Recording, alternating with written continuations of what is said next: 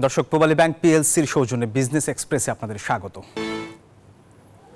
শ্রমিক অসন্তোষের মুখে অনির্দিষ্টকালের জন্য বন্ধ থাকা সাভার আশুলিয়ার অধিকাংশ পোশাক কারখানা খুলেছে। আর এদিকে শিল্প অধ্যুষিত গাজীপুরেও তৈরি পোশাক খাতে স্বস্তি ফিরতে শুরু করেছে। শিল্প প্রতিষ্ঠানে নিরাপত্তা জোরদারে মোড়ে মোড়ে সেনাবাহিনী ও আইন শৃঙ্খলা বাহিনীর সদস্যরা টহল অব্যাহত রেখেছেন এবং শিল্প উপদেষ্টা আসিফ মাহমুদ জানিয়েছেন, যদি কেউ ফ্যাক্টরি বন্ধের পায়তারা করে সেটা দেখবে সরকার।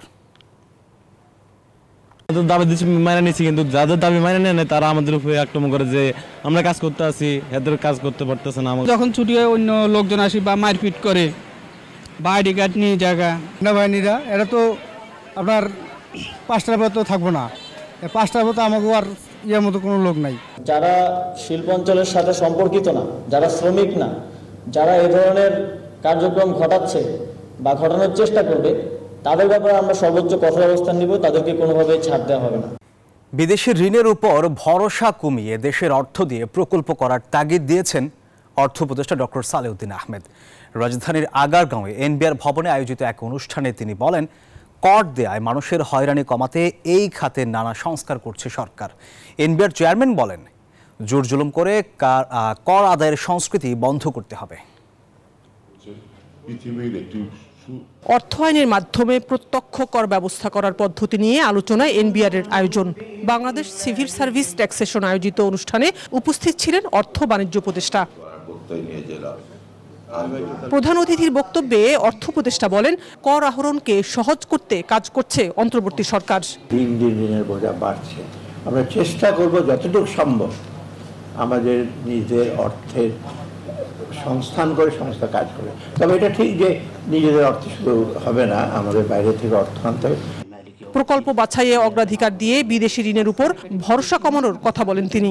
অর্থাৎ এটা যদি ঠিক না হয়, আমরা যদি বিদেশি বিনিয়োগ বা বিদেশি আপনার এফডিআই বলেন, এফপিআই বলেন, পোর্টফোলিও ইনভেস্টমেন্ট কোনটাই যেন আমরা খুব বেশি আনতে পারবো। এ সময় এনবিআর চেয়ারম্যান বলেন, মানুষের উপর জোর জুলুম করে কর আদায় করা হবে না।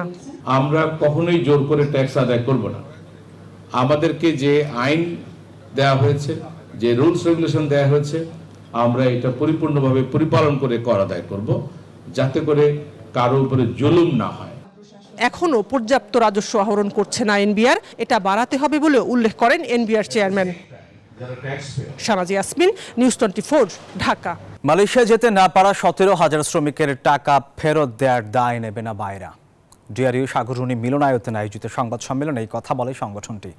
বলেন, মানুষের এই টাকা ফেরত দেওয়ার দায় সিন্ডিকেটের 100 এজেন্সির। এ সময় বাইরে আবারও দখলের চেষ্টা করছে মালয়েশিয়ার সেই সিন্ডিকেট বলে অভিযোগ করেন তারা। বলেন, গেল 12 অক্টোবর ডিসি কমিটির মিটিং চলাকালে আচমকায় হামলা চালায় স্বৈর শাসকের দোসর মালয়েশিয়ান সিন্ডিকেট। আহত হয় নেতাকর্মী সহ সাধারণ সদস্যরা।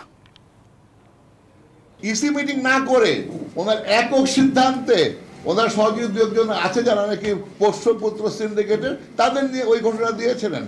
যেই দায়িত্ব আমাদের সম্পৃক্ত না বাইরা, সেই যারা টাকা পায়নি এজেন্সির কারণে, যারা নাকি টাকা সংগ্রহ করেছেন 5 লক্ষ 6 লক্ষ করে, সেই টাকা বাইরে হাউ ক্যান বি রেসপন্সিবল।